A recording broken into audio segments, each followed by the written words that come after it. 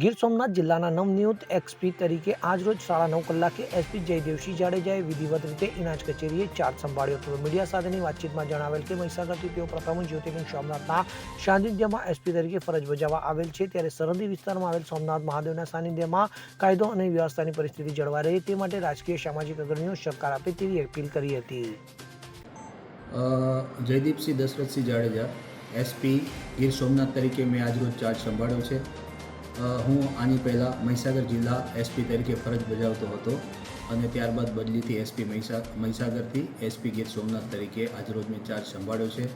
ગીર સોમનાથ જિલ્લામાં આપણું પુરાણ પ્રસિદ્ધ સોમનાથ મહાદેવનું પ્રથમ જ્યોતિર્લિંગ આવેલું છે. તો સોમનાથ મહાદેવની શરણમાં અમે વંદન કરીએ છીએ અને સોમનાથ મહાદેવને પ્રાર્થના કરીએ છીએ કે સમગ્ર જિલ્લામાં કાયદો વ્યવસ્થા જળવાઈ રહે, ઓછામાં ઓછા ગુનાખોરી થાય અને પોલીસને શક્તિ આપે કે સમાજનું રક્ષણ કરવામાં અમને સહાય. Thank you. હું દરેક સામાજિક સંસ્થાઓને અપીલ કરીશ કે સોમનાથ જિલ્લો આપણો સરહદી જિલ્લો છે. આપણી બોર્ડર આંતરરાષ્ટ્રીય જળસીમા સાથે સંકળાયેલી છે.